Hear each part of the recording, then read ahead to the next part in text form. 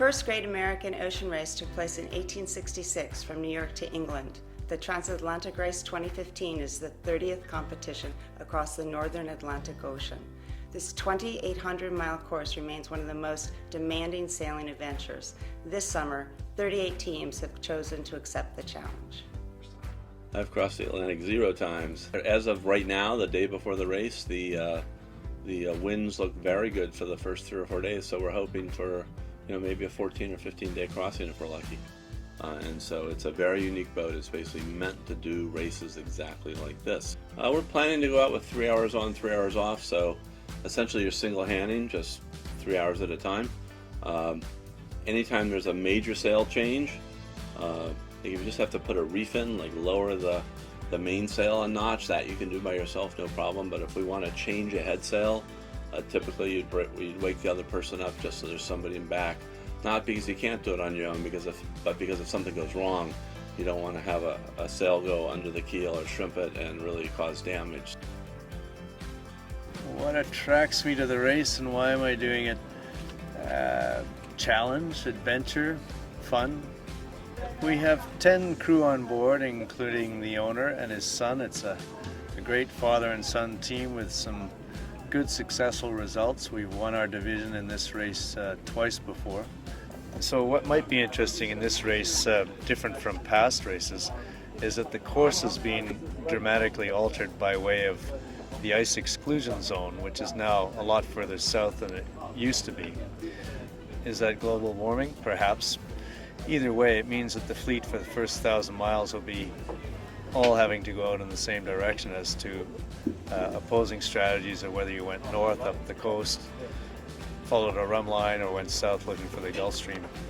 Oh, I love the long-distance ocean racing, and I've been doing it really most of my adult life.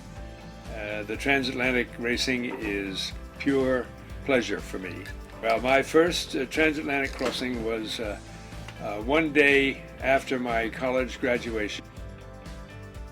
How many days it takes to get across the ocean is so weather dependent. It's a guess. I'm the skipper and the navigator, so my job is to make sure we go to the right places. Everybody wants to know what we're going to eat. Well, the freeze-dried food has wonderful photographs of what you're eating, what you think you're eating. But in fact, when you open it up, it's all mush, and it is a close cousin to dog food. Well, I think we have many assets in the boat, most of which are human. And I think our guys put in a lot of effort and make this a unique boat to challenge. Obviously, you've got some real turbo sleds sitting behind us here, and they'll be chasing us all the way, but I think every boat has a chance to win. I hope we do too. Well, I just was briefed by our navigator, and I think our safe bet is in the 8 to 10 day category. Watch schedule is 4 hours on, 4 hours off deck, and we'll split the 2 watches into so that we have 2 people coming on deck fresh every 2 hours. We also have 4 New York Yacht Club members on board. So Mark Watson, he's been sailing with us in the Etchells fleet quite a bit, quite an accomplished sailor. And then of course, very accomplished sailors in Mark Toll and Charlie Enright. When you get to my age, if you're fit, this is what I love doing, keep doing it. And I looked at this race and thought, well, when will I next do a transatlantic race? I'll enter this race, I'll grab my closest friends, and we'll just go and do it. I may not do another transatlantic race. On the other hand, I might, but at least we're going to have a good one on this.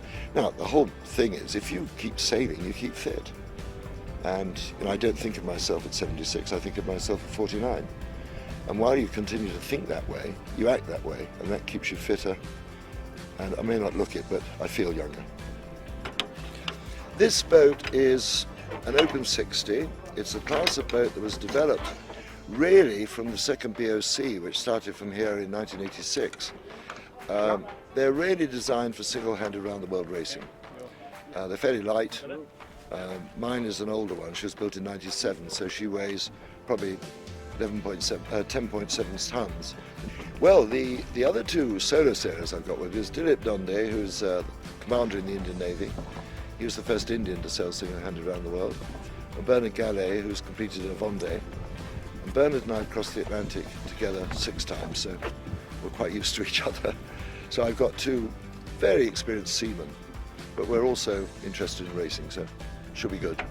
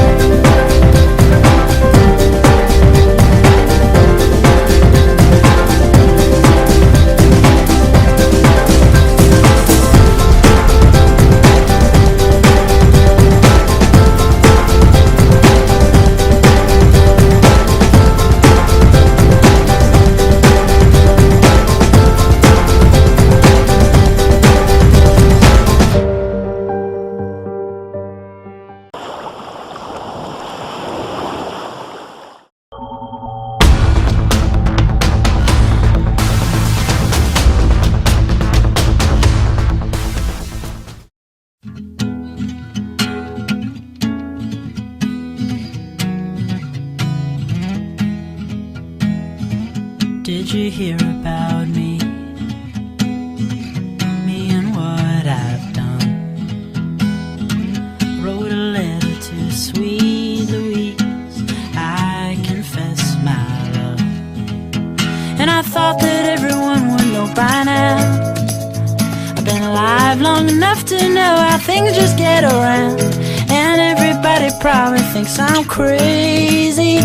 Well, I'll just tell you now that I fell in love, and I couldn't help myself. I just fell in love, and I couldn't help myself. I just fell in love, and I couldn't help myself.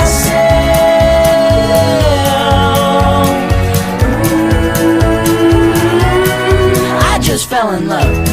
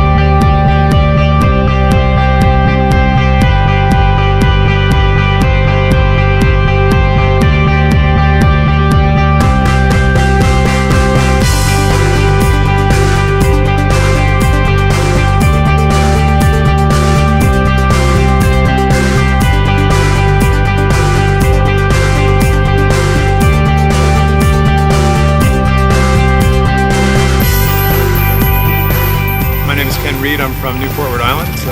Have the wonderful opportunity to sail on board a J-class boat, Henneman, here at the St. Barths Bucket. To be honest, it's about as different a type of boat as anything I've sailed over the last 5 or 6 years, because most of this crew just got done doing the Volvo Ocean Race. And we're sailing amongst 5 incredibly competitive, top-of-the-line programs, and it's going to be a heck of a weekend.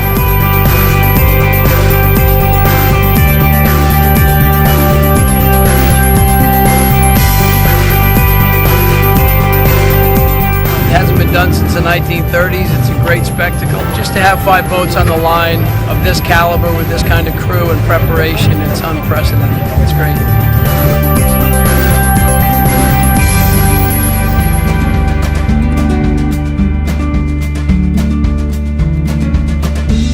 Magnificent. The racing is great. We did the 2 summer races last year in the UK with Wainwright with 48 classes, and now we have 5 here in the St. Barths.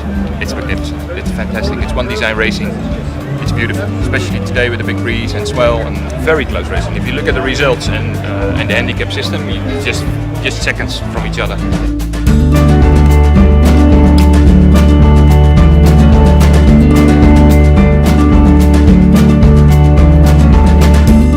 John Williams, I'm the owner of the Mighty Ranger. We have the heaviest boat in the fleet by probably 20 tons, and so we tend to do better when we have a lot of wind. It was wild conditions that Ranger lives for. We had, at some point in time, I think we had 25 knots, and it's a spectacular sight from my standpoint, looking out and seeing the other J-boats, preferably seeing them behind rather than front. It's fabulous to have that many J's out. In fact, I wish Endeavour would be here, and that would give us 6.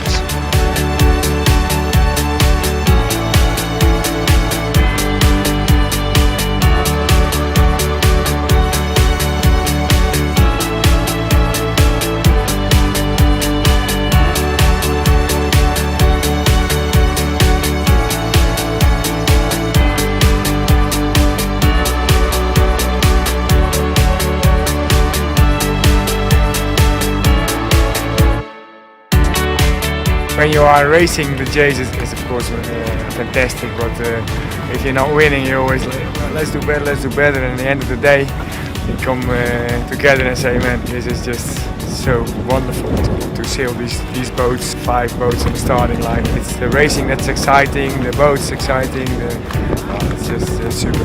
You should do it more often.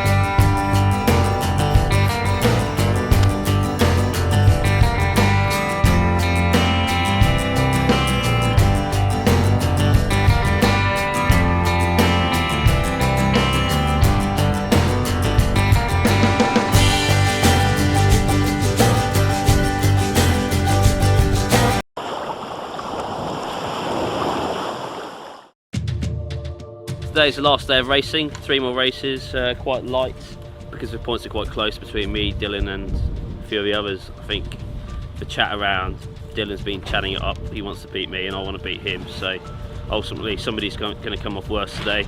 I think it's just a bit of like friendly rivalry and banter, and we've always sort of like, he's obviously got big chat, you know, the Ben Payton chat is renowned worldwide, and so if you can beat him and get one up from him, it just blows his head up.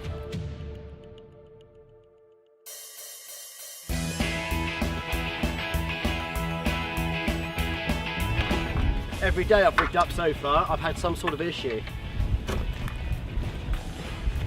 What do you do to fix those issues? Shout, scream, kick. Generally get the Dremel out. And just generally abuse my boat in general. But she's doing good. First event, third day of sailing. She seems to be keeping up with a lot of the other boats. Just a few little issues along the way, but as I built it, it's my first boat. I expected a few little issues along the way. Having a little bit of a play with things. Setting kicker up, always one of the most important things. I either seem to get it too tight so I can't get the boom on, or too loose that I don't get enough kicker. So it's a bit of a balancing game.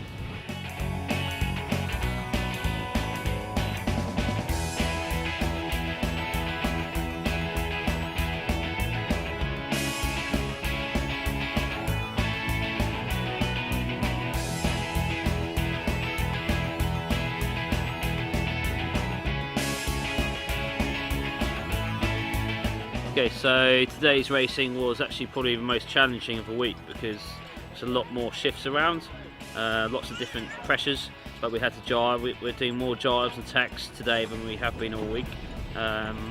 Definitely mixed it up quite a lot. You had lots of opportunities to get yourself back in the race or lose it, and it's a bit like snakes and ladders at times. So really, really stressful, and I think I did quite well to get in my positions and just hold on to second place overall today. Really tough.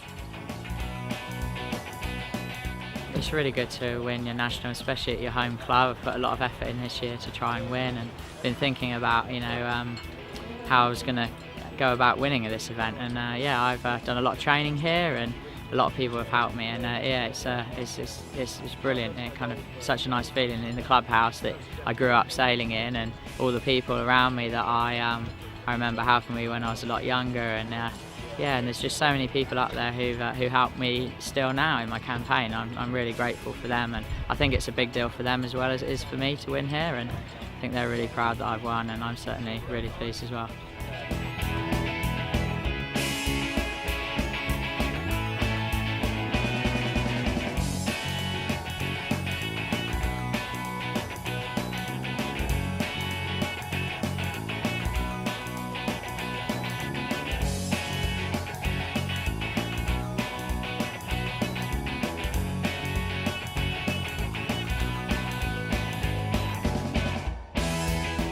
The next event for me, along with 5 other guys, is the AC World Series event in Portsmouth. We're doing an invitational moth regatta, which runs, I think, about 11:30 to 1 o'clock every day, entertaining the crowds and doing some racing off the seafront in Portsmouth. So yeah, it's going to be really exciting. And then after that, we have the Europeans in the Netherlands in the end of August.